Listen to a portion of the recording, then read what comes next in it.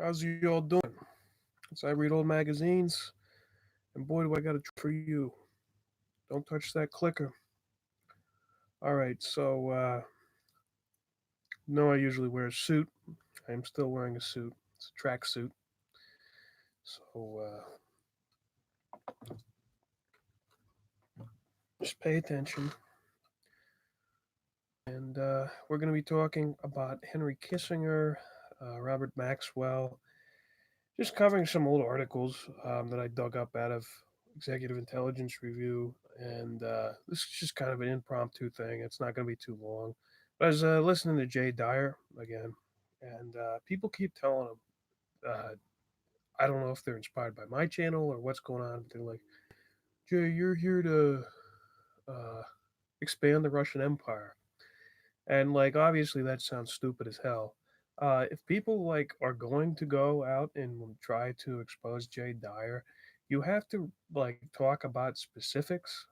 You look at the guy Alan de Benoit, who's working with Alexander Dugin, Israel Shamir, who's now has a working relationship with E. Michael Jones, um, Olavo de Cavallo or Steve Bannon, all of them heavily involved in fascist projects and so-called tradcat projects. Um, Alan de Benoist especially, they're all introducing these, and he has been introducing forever these orthodox concepts. If you read some of his quotes, if you read his work on the Imperium, even though the guy's like a radical atheist, just kind of like Dugin, except that Dugin wants to promote the idea of political hesychasm, which came out of the Martinist, Russian Martinists. Uh, let's see if I can find it. But he also talks about the heart of hearts, the nous, which is Orthodox concept. Whole point is, if you want to criticize Jay Dyer, you have to make it specific that Alexander Dugin's trying to revive political hesychasm. They're trying to revive the Russian idea, and the Russian Empire is not the Russian Empire. It is an identitarian Europe or Eurasian Union of regions. It's almost the same thing as what Otto von Habsburg and today Count Christian Dianlau Kalergi wanted. It's a Europe of regions dedicated to the destruction of capitalism, industrial capitalism, socialism, and bringing Europe back to the Dionysian heart. And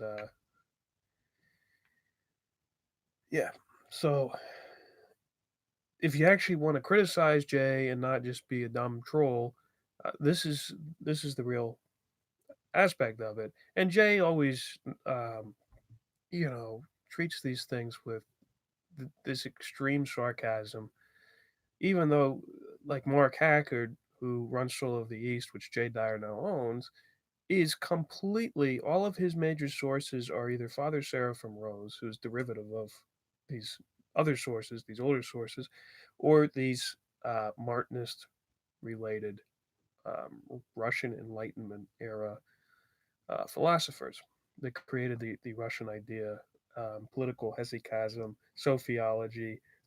They provided, I think it's Florensky who provided the Cantor uh, argument, which Jay always uses. And yeah, so that's more of the avenue you want to go down is like, it's not orthodoxy in and of itself that you're criticizing. It's the convenience of Jay coming out now and basically promoting everything that provides a burned over area for the Duganite Evolian fascists that are creating this European Eurasian um, idea to come in and uh, influence and control. Uh, but this is the general idea of theocracy, and the general idea in the United States, as CNP wants, is theocracy in a United States of regions. So it's no, and these are all the old networks that made up the World Anti-Communist League. Well, they're also the World Anti-Capitalist League, because they believe in a system that goes back far before capitalism. They believe in serfdom, feudalism, all these things. Um, so that's just a general framework for why I think Jay Dyer doesn't actually criticize these uh, people. But you like if you're going to criticize Dyer, you have to do it on that basis. If you're simply saying, "Oh, you're trying to influence the Russian Empire or the spread of Russian imperialism," you're an idiot because that doesn't mean anything. It has to be extremely specific. You have to name names. Um, you have to bring up the resurrection of political hesychasm. Um, and you can also go ahead and call Jay Dyer a holy fool because that's kind of what he is. Um, as much as I like Jay Dyer, I was just listening to Jay Dyer today. Jay Dyer doesn't like me, but I like Jay Dyer. Um, I just think most people are not aware that they are falling into a dialectic that will continue an endless cycle of Dionysian versus Apollonian identitarian politics between the left and the right. It'll just be this endless fight between the left and the right. Um, like I was discussing with people earlier, that flagellation in like the Philippines, where people hang themselves on the cross and all these things. You go into the history of that; it comes out of the Cathar presence in around northern Italy. You literally have the Cathars who wore white robes and flogged themselves and called themselves the pure ones and the white ones, and then you have this flagellants being the people they call themselves the Bianchi, but nobody ever made that connection. Bianchi meaning white ones. But I exposed that the Counts of Constance and Pope Clement had condemned this, and with good reason. I mean, the extreme of it, where you whip yourself till you bleed. And I was trying to connect that to Opus Dei, who does this. And when a neophyte in Opus Dei is brought in, they recommend that they use the flagellum. Um, and they tell the story about how Jose Maria Escriva was really Marquis Jose Maria Escriva, because he bought himself a title of nobility for like $250,000 somehow to further the work. I don't know. But when they bring in a neophyte, he whips himself, and or they tell a story about how Jose Maria Escriva, the Marquis Jose Maria Escriva, the founder of Opus Dei, um, would whip himself until he splattered his blood on the wall, which is what these Council of Constance people basically said was what the priesthood of Baal did. And but the whole point is, this is like the right wing, even though Opus Dei was critical to the formation of Vatican II. This is the right wing of the same kind of thing. This endless carnival of identitarian politics within the church, and it's all a movement away from orthodoxy, and it's all obsessed with experience, spiritual elitism, and all of this. And this is kind of, um, I think, the kinds of things that the Evolian fascists want. Rene Guénon kind of considers important. Alexander Dugin considers important, is this initiatory spiritual elitism, and this all comes from Martinism, which and earlier forms of Gnosticism, where you have the spiritual elite believing in secret doctrine, while the exoteric doctrine is the one that the slaves and serfs and all these people believe in. And so it's just simply a means of political control in their idea. Whereas real Christianity is there to inspire, to provide a remedy for sin and all of these other things. So I probably took 15 minutes to explain some convoluted thing. Hey, Ralphio, thank you, man. Hope you enjoy the show. I spent 10 minutes to explain something I didn't need to explain, or maybe this will help. Maybe this will help you guys troll Jay Dyer and send them a bunch of money on group chat or on what's it called, super chat, so you can yell out autistic things before he bans you. Okay, so the first article we have is from 1994. It's by Mark Birdman from Executive Intelligence Review. It's called KGB Boss Says Robert Maxwell Was the Second Kissinger. Um, so I guess we're kind of going to discuss maybe the idea of a back channel in this too briefly, because that's another thing is Jay Dyer was making it sound silly that you could work for the KGB and the CIA at the same time. I mean, look at the Cambridge Five, look at all these people, look at back channels. It happened all the time. Um, the idea that that's completely absurd is stupid. Um, but if you look at the thumbnail, I have 70th birthday party of Malcolm Forbes. You know, the Forbes family. They made all of their money from the opium trade um, in America. Not many people know that. I think Malcolm Forbes was a secret homosexual, and the only real problem he had with Donald Trump is that Forbes publishes the like who's a billionaire and whatever, and I guess they grossly underestimated his wealth or something. But other than that, the Trump family has always been great friends, very close friends with the Forbes family, and so you have dressed up like a Mongol or I don't know. That's Robert Maxwell at this party. He's dressed up like a Mameluke. I don't know. Um, and next to him's Malcolm Forbes, and then you see on the other panel on the right that Donald Trump's there too. I think Roy Cohn was there, Rupert Murdoch, all sorts of people.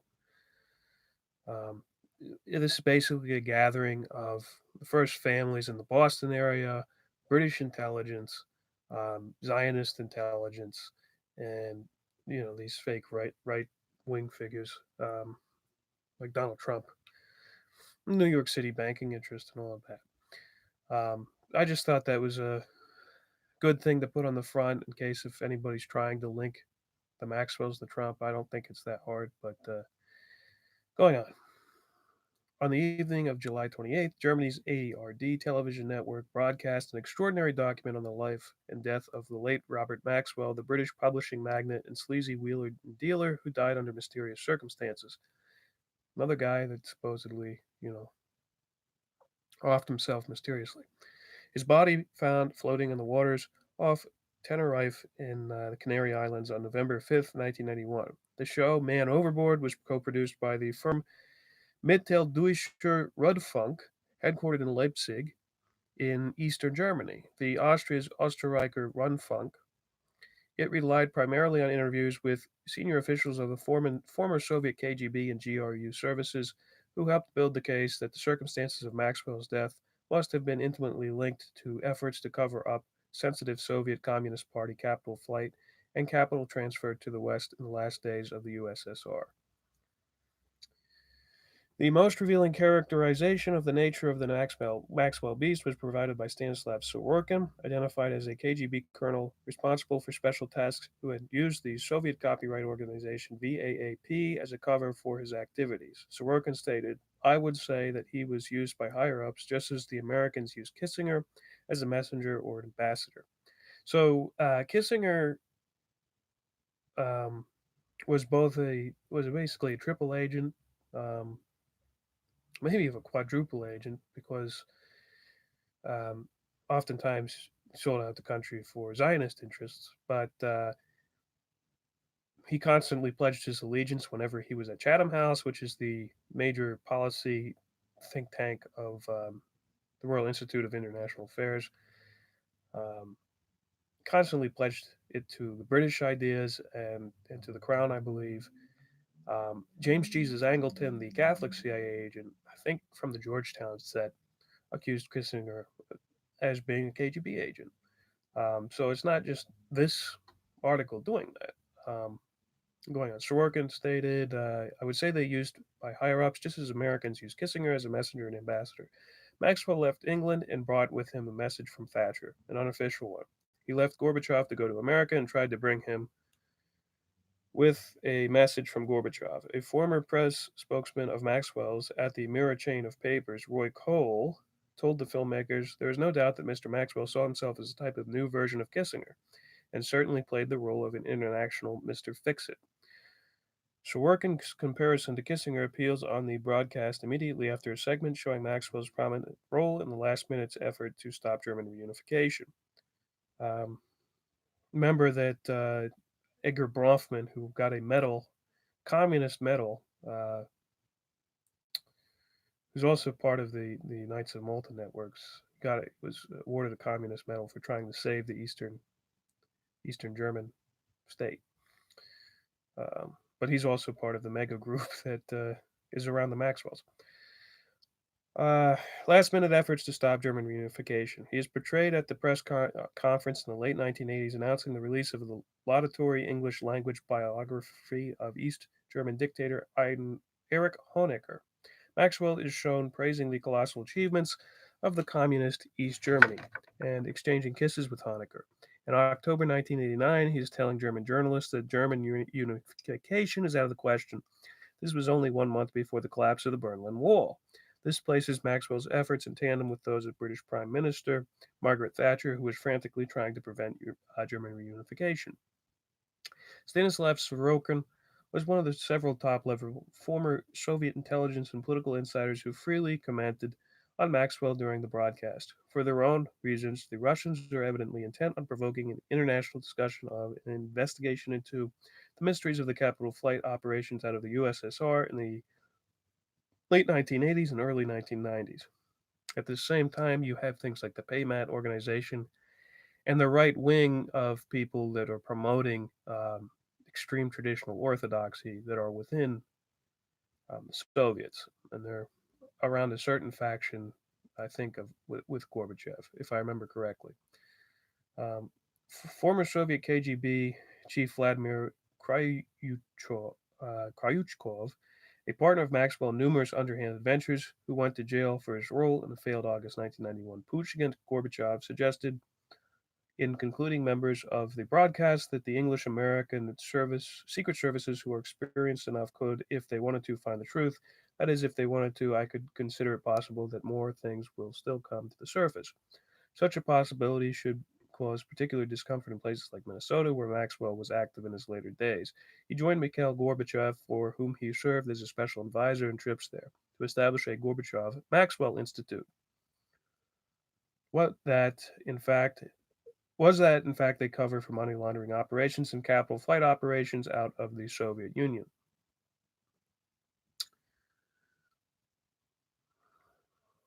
View into the underworld. The ARD broadcast is of great strategic significance, as underscored by the designation of another Kissinger. Maxwell was a special operative of the Yalta system. I'm going to keep pulling down this zipper because everybody, probably around 15 minutes, that's when everybody starts to leave the stream. So I'm just going to keep pulling down the zipper.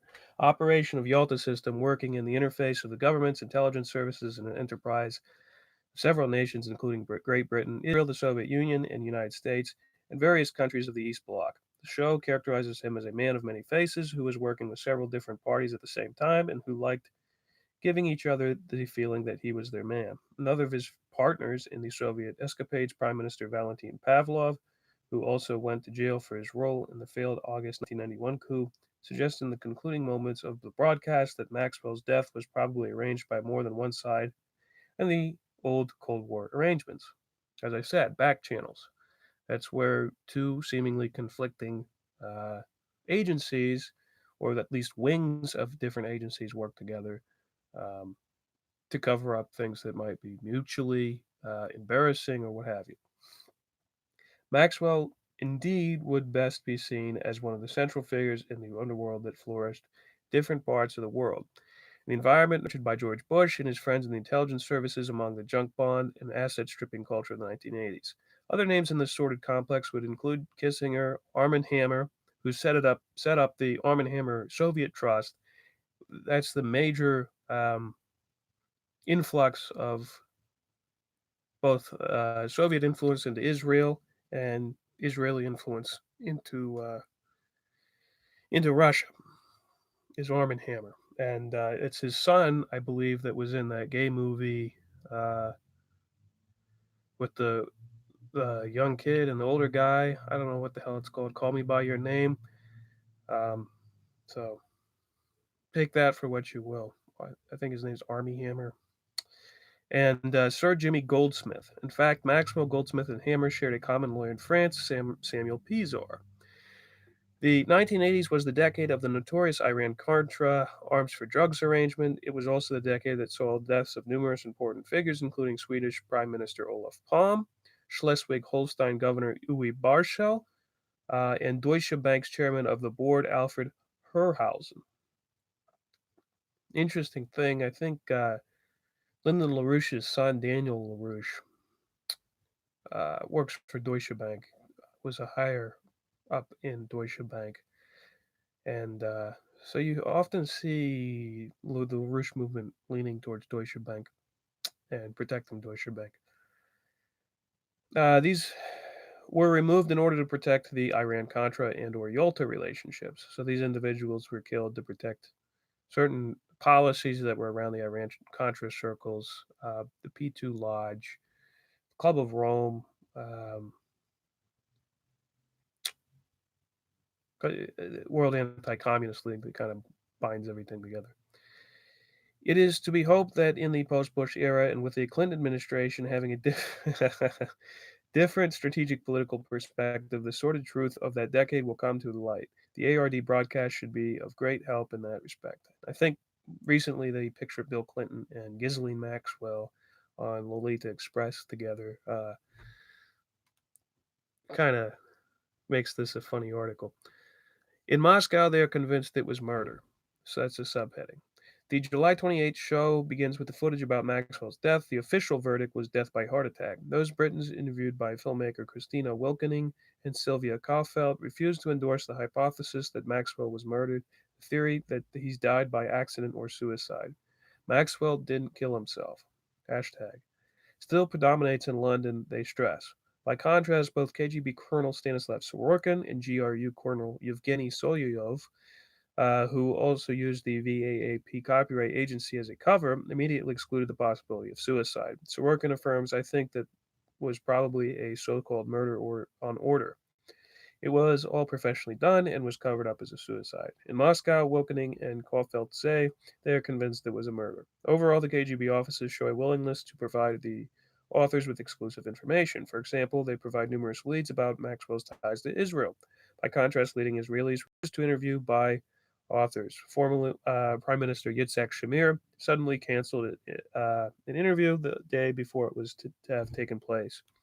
The Israeli connection is obviously of great importance. The show depicts Maxwell's funeral and burial on the Mount of Olives in Jerusalem. Subheading: Where's the money coming from? To get to the truth about Maxwell, one has to begin with his past. Wilkening and Caulfield begin with his birth in 1923 in a Jewish family in the town of Solotovino in what was then Czechoslovakia. His family was later murdered by the Nazis. Evidently, the Czech angle was always of great importance. GRU man Sviridov affirms that Maxwell never forgot that he was born on Slavic soil. A British collaborator of Maxwell, Roy Greenslade, affirms that he was treated like a king in the East. Every time he returned from Bulgaria, he had a new medal, a new order. Mm. Okay. Interesting. He goes to Bulgaria. That's That's where the Cathars set up their church there, the Bogomils, and the Bulgarian connection is a major part of the drug trade and the Iran Contra trade, and actually the what is it, Gnostic Orthodox Church, Gnostic Catholic Church, whatever the hell it's called, from Bulgaria, was one of the fronts for the drug trade. So the story goes, Maxwell fled during the war to England via Hungary. He entered the Royal Army in 1944, and soon he became a major in the English MI5 Secret Service. So this is around the time of the Special Operations Executive. He received the British Military Cross Medal, and then by 1947, he held the important post of press officer for the British Control Commission in Berlin, responsible for issuing licenses. He made his first money buying and selling licenses and financial transactions between post war Germany and the victorious powers. He then became a representative in London for the reorganized Friedrich Springer Verlag publishing house. This gave him and the British access to the important scientific publications that Springer had published in pre-war years. In 1949, he bought Pergamon Press, a British publishing house specializing in scientific books. By the winter of 1956, Maxwell had gained extraordinary access in Moscow to the Soviet Academy of Sciences and VAAP. Aside from what is indicated above by the biographical references to Solyov and Sorokin above, it should be stressed that VAAP was an enormous importance for KGB disinformation and other operations. Uh, its heads its head from 1973 to 82 was Boris Pankin, who was the Soviet ambassador to Sweden at the time of the assassination of Olof Palme, and a key figure in attempts to blame the act on Lyndon LaRouche and associates. So I guess they tried to blame the assassination on Lyndon LaRouche. Background on VAP can be found in the October 1986 EIR Special Report, a classical KGB disinformation campaign, Who Killed Olaf Palme. One of the individuals with whom he worked at the time, Yuri Gradov, accounts his early meetings with Maxwell, commenting, I thought to myself, where's the money coming from? According to Wilkening and Caulfield, Maxwell's interest in sensitive scientific themes caught the attention of the Soviet Secret Service, and he was assigned three top intelligence contacts, Solyov and Sorokin, as well as Felix Sviridov, a GRU colonel specializing in American affairs. The boss at VAAP, this is the name, Ter Gasserjanks, who dealt extensively with him, expressed surprise that Maxwell published only two of the 73 documents he received as per signed contracts with VAAP. Solyov insists on camera that Maxwell was not a KGB agent, but implies that he may have been an agent of the Israeli Mossad. Along parallel lines, Sorokin provides evidence that Maxwell was a critical liaison between the Soviets and the Israelis, and probably one of the major figures in the Armand Hammer Soviet Trust. He reveals the contents of the letter intimate in tone that he wrote in 1991 to David Kimchi, one of the directors of Mossad, requesting the help of David to provide assistance for three TV employees working on the Robert Maxwell project. Wilkening and Caulfield expressed astonishment that such a friendly tone would prevail in a letter between two supposedly enemy intelligence services, those of the Soviet Union and Israel. Maxwell, together with a Bulgarian communist named Ognan Doinov, built business connections to Israel's military scientific establishment. He developed close connections to the firm Shaul Eisenberg and his brothers, as well as to leading figures across the Israeli political spectrum. Such was relations with the Soviets that he was able to bring 105 Soviet Jewish nuclear scientists and computer scientists to Israel in 1983-84, at a time when such immigration was extremely restricted. These Soviet Jews were settled in a housing complex in the Negev desert and had been built for workers at the Israeli nuclear center of Dimona. Clearly, from the evidence provided on the show, Maxwell was a player in development of Israel's nuclear capabilities. A mysterious series of suicides, subheading. By the winter of 1990, Maxwell's focal point on activity shifted as the situation in the Soviet Union dramatically worsened. The economy was unwinding and the mafia growing powerful. The population was becoming more restless, but the Western bankers were insisting on immediate repayment of 15 billion out of a total 32 billion Soviet foreign debt. The prime minister at the time, Valentin Pavlov, arranged for Maxwell to be, in quotes, our agent in a vast scheme to get money to bail out the Soviet Union. Maxwell got involved in ever crazier transactions, ending up looting pension funds of his own firms in London in order to keep liquidity flowing into Moscow. He also became involved in elaborate secondary debt market transactions with countries such as Ethiopia that were heavily indebted to the USSR. Maxwell himself became visibly more nervous, restricting his business discussions to the closest circles and excuse me, closest circles around him, mainly on his yacht. All his meetings were protected by armed Mossad guards. However, Maxwell's frantic efforts collapsed with the failed Soviet coup. His taskmasters, Valentin Pavlov and Vladimir Kryuchkov, were arrested, and the new Yeltsin regime launched an investigation into the documents pertaining to the management of funds belonging to the Communist Party of the Soviet Union, CPSU. After this action, there occurred a mysterious series of suicides. Seven leading members of the CPSU, responsible above all for finances of the party and each aware of the Maxwell deals of billions, were found dead. This was following by other probably assisted suicides, including August 23rd, Interior Minister Boris Pugo, former KGB chief in Latvia; August 24th, Nikolai Kushina, responsible for currency transactions in Soviet Communist Party, reported to have jumped out a window; August 25th, Chief of the General Staff Sergei Akromayev, doesn't say how he died.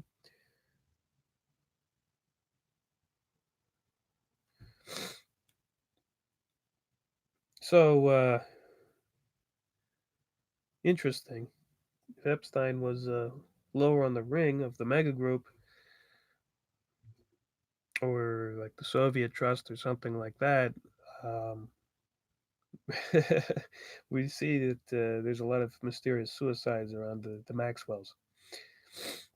So there's some people that say that Epstein didn't die, etc., etc. Maybe, maybe not. I don't know. State Wilking and Kaufelt, 10 years later, Maxwell died. The doctors insist he was already dead before he fell into the water. The story does not end there, however. Tipped off by Russian sources that they should look into affairs in Vienna, where Interpol had been on track of the billion-dollar deals, Wilkening and Kaufeld investigate the Vienna offices of the firm called Nordex, which has offices around the world and which maintains a respectable facade, but is obviously a venture tied up with vast capital flight operations out of Russia. It was founded with approval of what was then the Soviet Latvian government at the time when Boris Pugo was KGB chief in Riga. Its head, Grigory Luchansky, is from Riga, a former leader of the Komsomol communist youth there.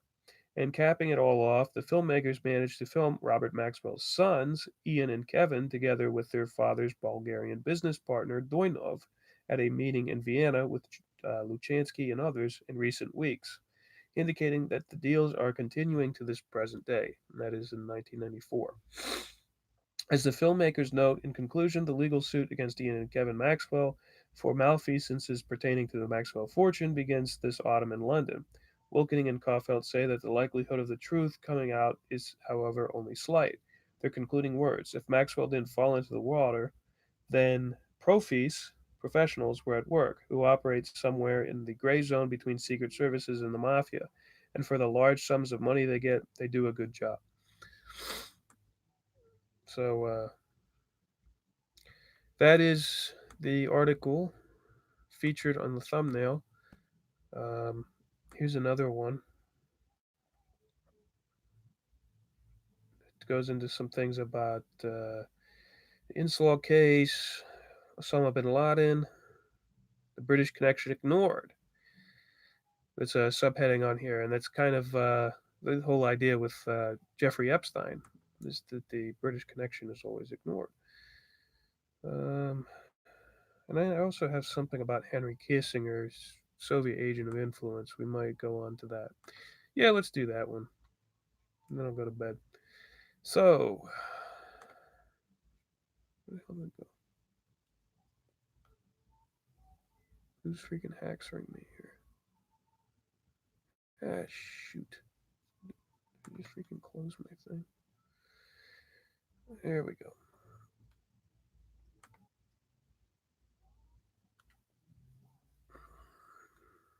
Robert Maxwell, a spy betrayed, but whose spy? This is from 2003, April 25th. It's EIR. Um, it's a review of a book called Robert Maxwell, Israeli Super Spy: The Life and Murder of Media Mogul by Gordon Thomas and Martin Dillon from New York Carroll and Graf Publishers, 2002. It's 448 pages hardbound book, and at the time was going for $27. That's pretty expensive. And it comes out of a London-based publisher, so usually completely unreliable on anything. Okay, this book on the late London-based publisher and tycoon Robert Maxwell is less a biography than an exposition of particular aspects of Maxwell's life and death. It particularly focuses on Maxwell's role as an intelligence operative of the Israeli state and the Mossad intelligence service, his financial operations in the East Bloc before and after the fall of the Soviet Union, his multi-million-dollar financial scams in the West, and his role in the emergence of a true international alliance of organized crime. The central feature of the book is the assertion that Maxwell's apparent drowning death in 1991 from his yacht in the Canary Islands was in fact an assassination by Mossad. According to the authors, Maxwell tried to escape insolvency as his monumental scams caught up with him by attempting to blackmail the Mossad with the knowledge gained as one of their high level operatives. A short time later, Maxwell was then killed by a Mossad Qaeda assassination team. The book is loosely structured as material in the Qaeda operational dossier of Maxwell's life, habits, and associates. Much of the material on Maxwell and the Mossad is attributed directly by implication to interviews with figures from the Israeli defense and intelligence establishment. The interviewees named Thomas and Dillon included the late Prime Minister Yitzhak Rabin, former head of military intelligence, and Prime Minister Ed Barak, former military intelligence head Yuri Sagai,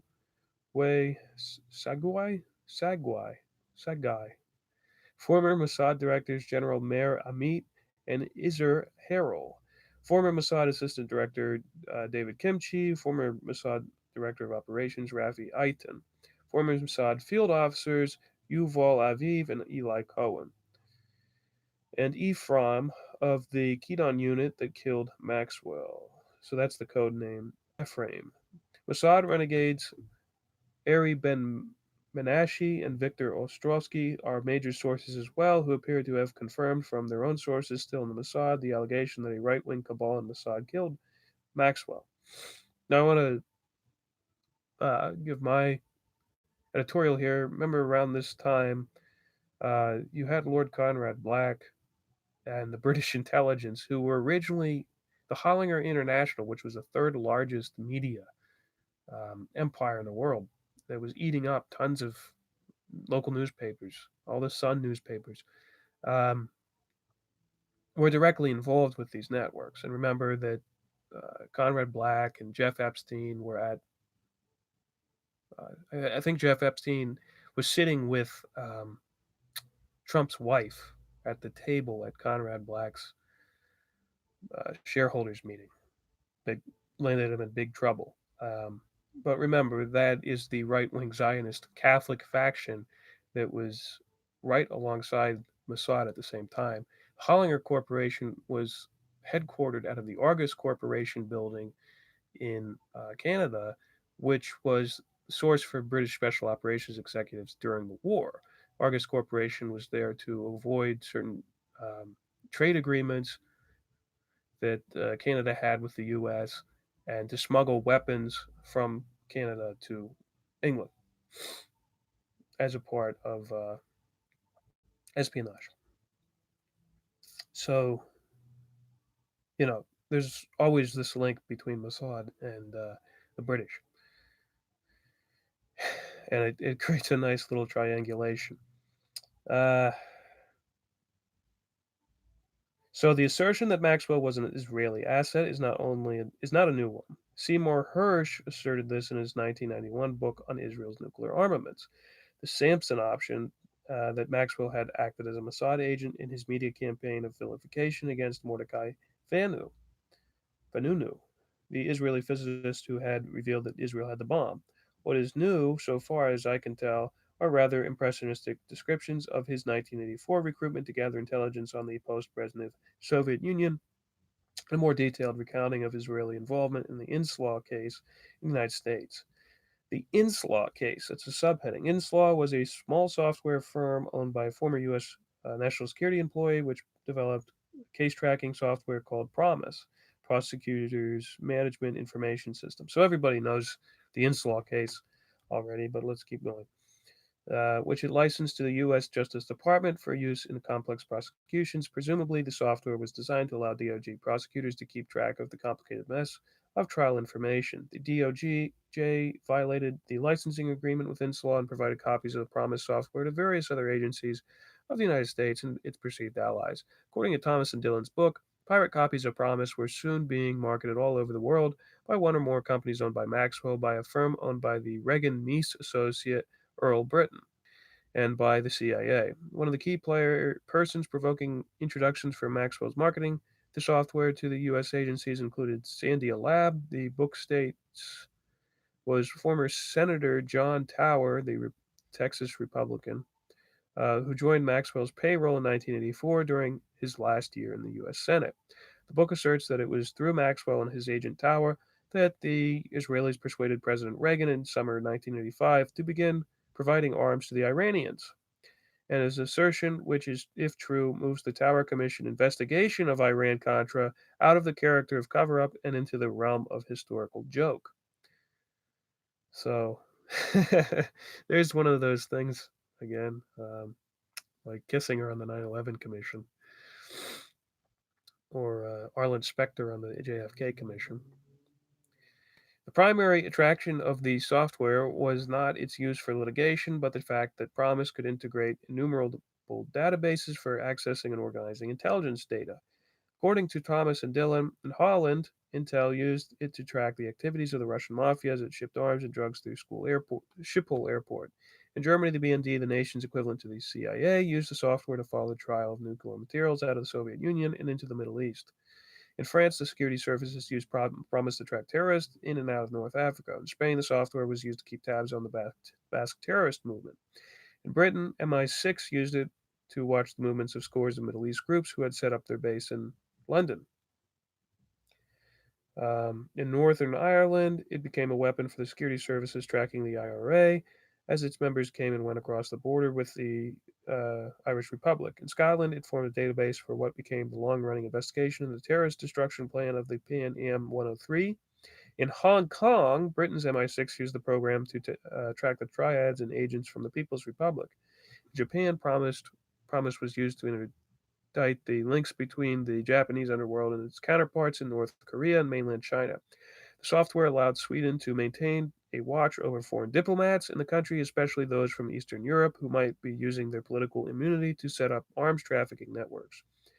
Indeed, the counterintelligence application of Promise sounds not a little like Adam John Poindexter's present day total information awareness system for data mining the nation's financial and government databases for Pentagon domestic security operations. But the version of Promise marketed first through Earl Bryan and later through Maxwell's company, Information on Demand, had a little something extra. Thomas and Dillon describe how Mossad's Rafi I-10 allegedly personally cloned a copy of Promise out of the DOJ in February 1983, and then had his LECAM, Lekem, scientific espionage unit re-engineer the software. I-10, who told Thomas in 1998 British TV documentary that he provided the Brits with Promise to track the IRA, provo terrorists, appears to have been the source of this detailed story. The Lakem version marketed by Maxwell had a trap door in it which allowed Israeli intelligence to monitor the computers of law enforcement or intelligence agencies which were using ITAN's Promise anywhere in the world. Lakem's Promise operation appears to have occurred in the same time frame as ITAN and Lakem oversaw Jonathan Pollard's espionage against the United States. The only link stated by authors in the I-10 and Mossad director Admoni saw Maxwell's marketing of Promise as a way to continue penetrating U.S. intelligence after Pollard's arrest. I'm currently doing like a top 10 video on Soviet double agents, and John Pollard's going to be on there. But I think it's interesting. I'm still trying to figure out the links between Jonathan Pollard and the Finders. And that's something that was brought to my attention by John Brisson. We've read the documents, so if you like John Brisson, if you don't know who that is, if you like the shows like this where people actually read documents and go very in depth, deep dive, go over to We've Read the Documents and subscribe. Sold to Osama bin Laden. This is the subheading. The authors assert that it was discovered a month after the 9/11 attacks on the World Trade Center and the Pentagon that a copy of Promise was stolen from DOJ by rogue FBI intelligence agent and Opus Dei supernumerary. I added that in, but supernumerary, highest, almost highest position in Opus Dei. Robert Hansen, who provided it to the Moscow controllers, who in turn sold it to Russian Israeli organized crime godfather and sometimes Maxwell business partner Simeon Mogilovich, who sold it at a huge markup to Osama bin Laden. This, the authors claim, is why bin Laden has been able to evade capture. He's been monitoring his trackers. Now, this could be a BS story, but that's what they say. The capabilities of Promise in tracking terrorists raise important questions about 9/11. Regardless of whether bin Laden had the software, one of the striking things about the investigation of the attacks, as reported in the Daily News, was the speed with which the accused hijackers' biographies and their movements on several continents were purportedly developed by investigators and reported to the public. The speed of the portrayed post 9/11 investigation of the subject, supposedly starting from a review of the airliner's passenger list, contradicted the physical constraints of any background investigation, such as the time necessary to identify and locate the contact possible witnesses for questioning or an interviewee's lack of recollection or contradiction of other sources. Given the 9/11 investigation, putative suppression of the laws of space and time, and the assertions of promised capabilities in the hands of multiple intelligence agencies, it is reasonable to speculate that the radical Islamic fundamentalists said to have carried out the attacks were in fact on the radar of these agencies long before the attacks. And we know that is true from the Boiling Frogs and others. That is, whatever the real or supposed blunders of the FBI and other agencies in the ground level investigation of, for example, suspicious activities at flight schools, so what if Promise tracked Mohammed Atta et al. From Frankfurt and London radical imams to the United States? Hashtag subheading British connection ignored. The focus upon Maxwell's activities for Mossad, described explicitly in the context of his alleged assassination by that agency and the description of the Mossad minutiae, are interesting. But the fact that the story is told so heavily from an Israeli point of view is a major weakness in evaluating Maxwell, whose life story raises a much larger question than his activities on behalf of the Israeli state. The book's Israel orientation and its omission of Maxwell's activities for the British government and its intelligence services obscures the complicated character type typified by Maxwell in post World War II diplomacy and espionage. The high profile figure who is plausibly viewed as an agent spy or agent of influence simultaneously of several governments in conflict with each other, particularly the US, Great Britain, the Soviet Union, Eastern Bloc, and Israel, all of which we know or suspect he is working for adversarial intelligence services. The paradox of such figures as Maxwell, Armand Hammer, Henry Kissinger, Mark Rich, and the Bronfmans, the latter two confirmed um mega group members, of which intelligence services ultimately guided their actions, is usually resolved by selecting a country which seems to have been benefited the most from the agent's activity. Thomas and Dillon's presentation of Maxwell from the Israeli viewpoint, from his birth in the shtetl to his burial in the Mount of Olives cemetery in Jerusalem, predictably resolves the paradox in the case of Robert Maxwell, but only by ignoring other compelling evidence.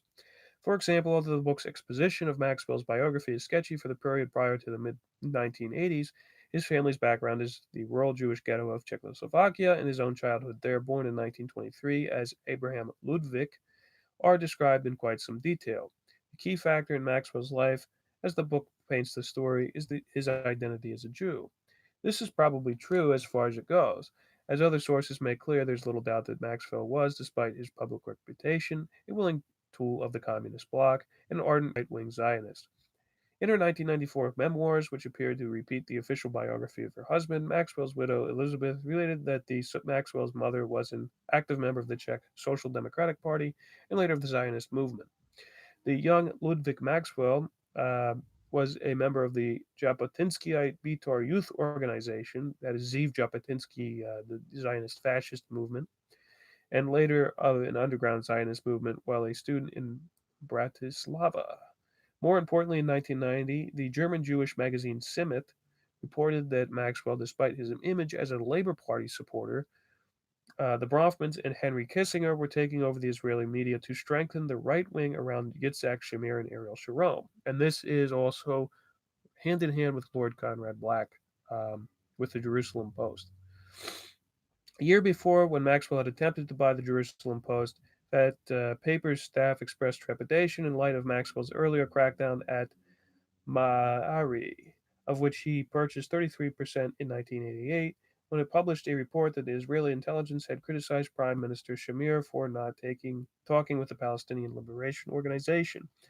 Thomas and Dillon relate that among the things Maxwell learned at his mother's knee was that to behave and act like an Englishman is to be successful, which literally foreshadows his success as a British media baron. But the book largely omits the story of how Maxwell became a successful Englishman, and in doing so obscures his ties to the British government and intelligence beginning in 1940. The authors do outline Maxwell having served in various British Army units during World War II, following his entry into British with the Czech Legion in 1940, his assignment to an intelligence unit because of his language skills, and having distinguished himself after the 1944 Allied invasion of Europe as a sniper and interrogator of German prisoners. The book also reports as Maxwell's initial foray into intelligence, his interrogation of high level German prisoners after the war at Spandau Prison, where Rudolf Hess, Joseph Goebbels, and Hjalmar Schacht were interned. However, the book omits any mention of Maxwell's intelligence assignment in liberated Paris, monitoring the French communists.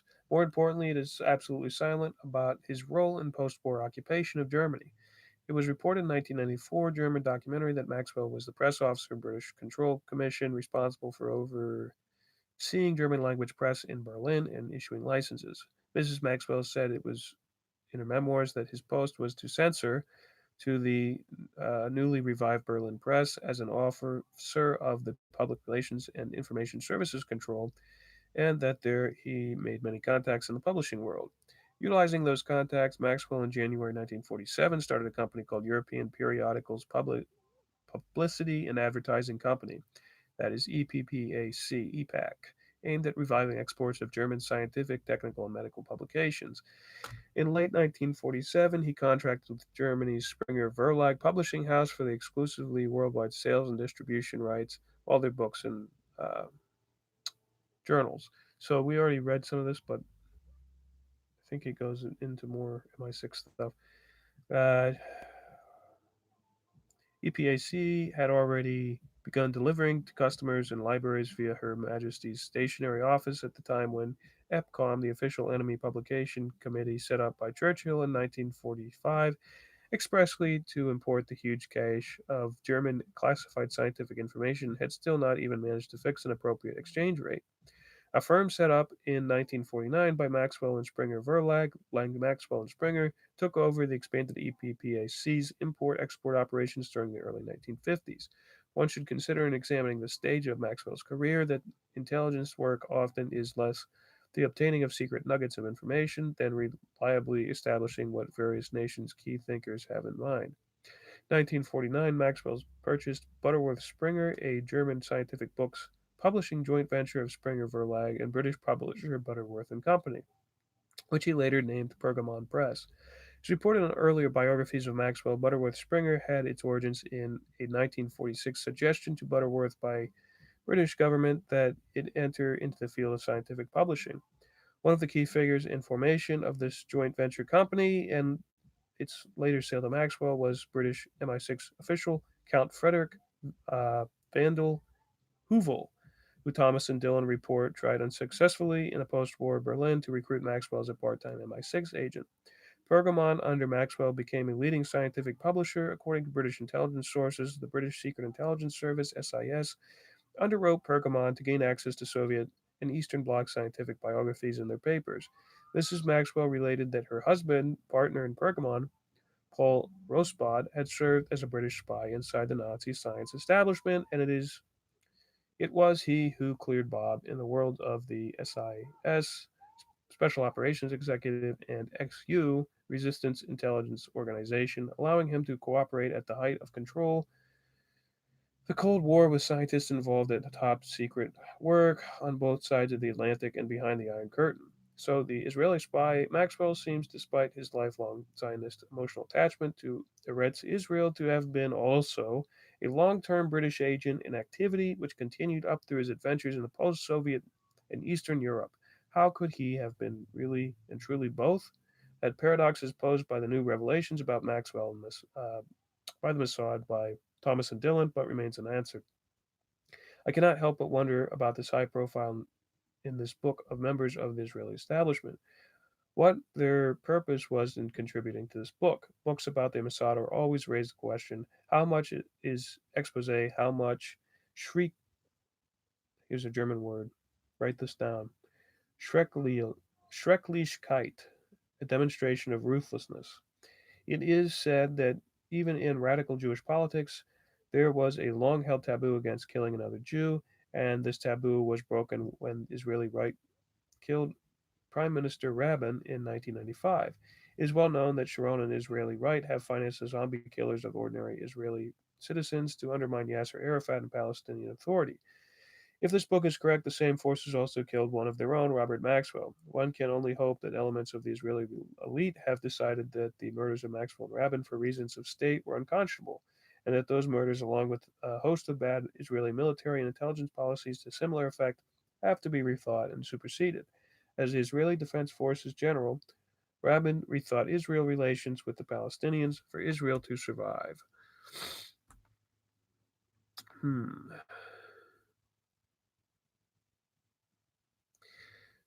And kind of just go into a little bit of Henry Kissinger too from 1984. This is some old information. It's a TV transcript. Um,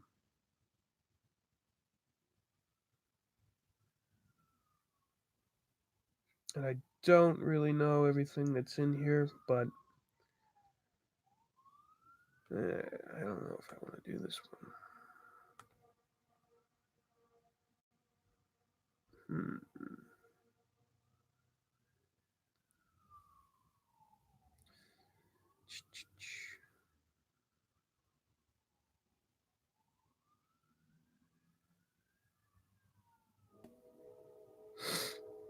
Uh,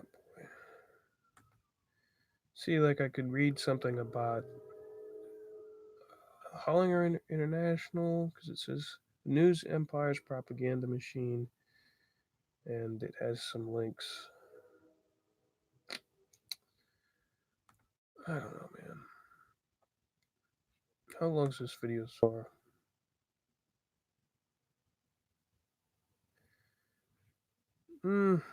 It's an hour.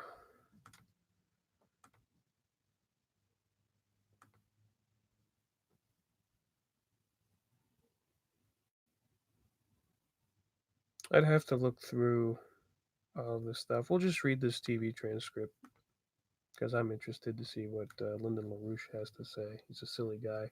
But of course, this is what he says on TV, so sometimes it's toned down and not really all too technical. I really don't want to freaking do this.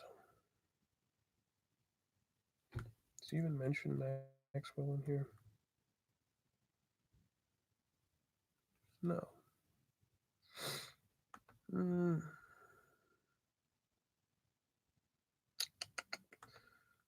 let's see. This one's called Kissinger Watch. It may, in fact, strange bedfellows on a trip to London.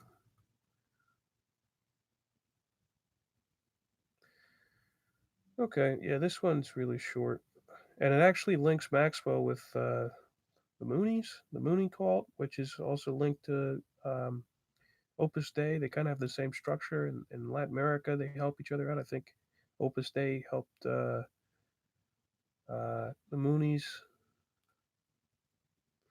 with money laundering through the P2 Lodge down in Latin America. I can't quite remember, but remember that the Moonies very influential in the Council for National Policy. I figured out that Mike Adams from Alex Jones is linked with the Moonies. He created I think one of his companies might be underneath the Mooney umbrella, owned by the Moonies through a parent company. And his search, he used to be a software developer. This is Mike Adams, the health ranger, and his software automatically links to Washington Times articles and stuff like that. If you type something in, the first news source is the weighted news source is to Washington Times. So there's an Alex Jones guy directly linked to the Moonies and CNP. In case you had any doubts, uh, Moonies would be wonderful to go into. There's so much information on them. So this is from 1986. It's called Kissinger Watch by M.T. Upsharon. I'll just read this. This is a page, and then I'll go to bed. I just make a second video if I find anything in these documents that's really great. Strange bedfellows on London trip. Hashtag quotes. Strange bedfellows is one way to describe. London Political Observer described British magnate Robert Maxwell's sponsorship of Henry Kissinger's November 30th December trip to London. The Observer evidently was not passing judgment on Henry's sexual preferences, but on the fact that Kissinger has spent the past year trying to portray himself as a neoconservative, while Maxwell, who runs the Mirror newspaper chain, is one of Britain's chief left liberal friends of the Soviet Union. Of course, the subject of Henry Kissinger's own reputed Soviet agent of influence status has become enormously controversial on its own right, as a result of the political fallout from the campaigns of Lyndon LaRouche in the United States. But from another standpoint, the bedfellows may not be so strange. In a time of radical shifts in political coalitions, potentially grown out of the US Iran Gate and Australia MI5 affair in Britain, don't quite know what that is. It would not be surprising to see Kissinger hustling to come out on top in the political brawls in both countries. So not so surprisingly to see Kissinger giving the Ernest Bevin Memorial Lecture in the House of Commons on December 1st before a Labour Party dominated group. Bevin was the late Labour Party leader. Maxwell is a Labour funder. Also, not so surprising to see Kissinger's trip arranged by some of the chief British liaisons to the United States from Jimmy Carter's presidency. Maxwell's personal chief of staff is Peter Jay, the British ambassador in Washington during the 1977-79 period, who arranged the minutiae of Kissinger's visit. The main organizer inside Parliament for Kissinger's trip was James Callaghan, Prime Minister from 1976 to 1979, and Jay's former father-in-law. In his public lecture, Kissinger, ever the Jesuit in such matters, staked over a position of critical support for the Reagan Strategic Defense Initiative, hoping that it would be modified towards less of a total defense system for the American population and more towards a system consistent with the old deterrence doctrines. More privately, Kissinger put out the line that the United States could less and less be trusted and that the Europeans must seek new, more independent paths. The misevaluation of the U.S. situation soon began to filter out from various policy quarters in London, Oxford, and elsewhere in the UK during and after Kissinger's stay. Subheading: Maxwell, Carter, and the Moonies. As for Maxwell's sponsorship of Kissinger, the most suggestive element in that of November 30th, Maxwell's Sunday Mirror ran an editorial attacking Mrs. Thatcher over the Australia MI5 case, demanding that the Prime Minister come clean or resign. It would be of interest for Mrs. Thatcher's supporters to probe to what extent Henry was plotting out a post Thatcher configuration with Callaghan and the other Labour Party members. His trip coincided with rumors from London of backroom discussion in the Trilateral Commission and royal family linked circles of a new ruling group emerging in Britain, combining anti Thatcher moderates in the Tory party with the Social Democratic Party of David Owen, a trilateralist, and perhaps the moderates from the Labour Party too. This could be a British form of Grand Coalition. Maxwell himself is well placed not only in trilateral commission circles, but also in One World Federalist circles tied to Reverend Sun Myung Moon and the Club of Rome International. So Reagan came out of the World Federalist associations and rose up through mega group member Lou Wasserman. But then you have the crossover with the CNP, which is based on John Birchers, who hate the One World Federalists, or always we're always talking about the One World Federalists. So very strange. Um, for about a decade, Maxwell has been the executive of the British group of Club of Rome and the Pergamon Press. The publishing house he controls is the chief English language publisher of the Club of Rome works internationally. Um, Club of Rome, run by former Italian fascists, kind of the Opus Dei um, side of the church. Very interesting that you have this Robert Hanson link, who's Opus Dei supernumerary, Opus Dei linked to the Promise software and all of that, which Maxwell was involved in. In August, the London Sunday Times and other British sources revealed that Maxwell was working closely with Japanese shipbuilding and gambling magnate Ryoichi Sensakawa on a number of projects. Sensakawa was notorious not only for having funded Japanese fascist gangs in the 1930s, but also for having become one of the chief funders of Reverend Moon's activities since World War II.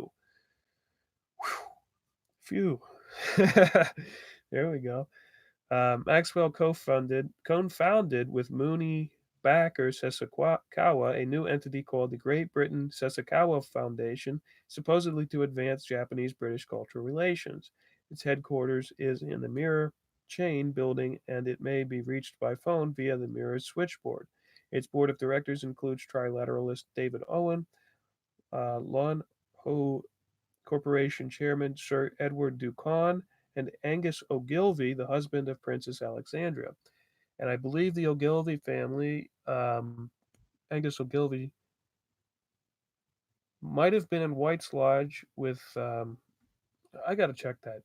Um, but Ogilvy is related to Sir William Ogilvy, who worked under the British Special Operations Executive, helped infiltrate the the Gallipol organizations with Hadley Cantrell.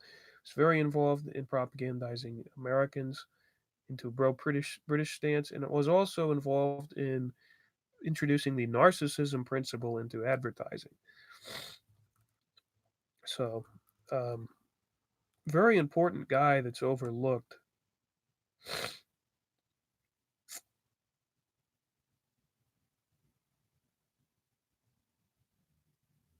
Angus Ogilvy, first cousin to Queen Elizabeth. So there, yet again, another close British tie, just like Prince Andrew. And the Dutroux affair, if you know who the Saxe Coburg and Gotha is, they're all the Belgian family of the Queen. If you haven't heard of it yet, look it up because there's what half a dozen of the British royal family indicted in going to parties where children are engaged in sexual activity. Uh, so this isn't some sort of surprise. It's not some sort of thing. Oh, I'm shocked. I'm shocked, Andrew. How could you do this? It's pretty normal for the British. It's just he got caught. Let's check out White's Club because I think White's Club is one of those. There's one thing about British society is there's tons of gentlemen's clubs, and you can track and they're for like different intelligence operations, different parts of the empire, different industries where all the top people of the industries meet at these clubs. And if you look into them, you can find some pretty interesting connections. White's Club.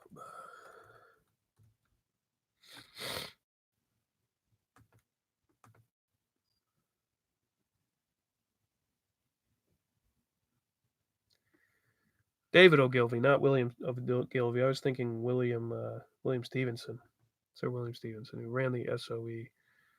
But David Ogilvy is the guy, the advertiser, and the guy that infiltrated the Gallipoli organization with Hadley Cantrell. Hadley Cantrell was involved in the British intelligence operations at the Princeton Radio Research Project. So all sorts of interesting stuff. Let's see if there's another Ogilvy here. Nope, that's just him.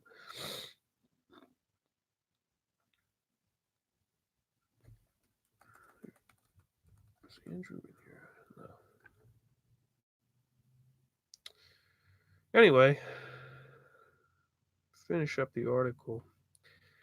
The possibility that I thought was possible was not. Here we go. Kissinger Watch. Maxwell and Sasakawa are also collaborating in another odd effort together with Jimmy and Rosalind Carter on development in Africa. Oh, gee. That actually means anti development. Based out of Emory's University Carter Center in Atlanta, Georgia, this task force of Africa meets once a year officially and several times a year More unofficially, it draws heavily on the studies of the Club of Rome. So, all right, I think we've covered enough time. We've bored enough people, but there's 5 people. Gee, wow! Everybody like and subscribe, share this video. 4chan has been taking a liking to my videos. So cool. Um, we'll be back with some more content. Have a good night, everybody. God bless you all. I need to eat my burgers and go to sleep as soon as I'm done with that. So, nice to see you, Captain Slappy. Nice to see you, Claw, Okahochi, Okahuchi, Damn Jam. I don't know if anyone gets that reference, but and Raphael, thanks for the new views. All right, see you guys.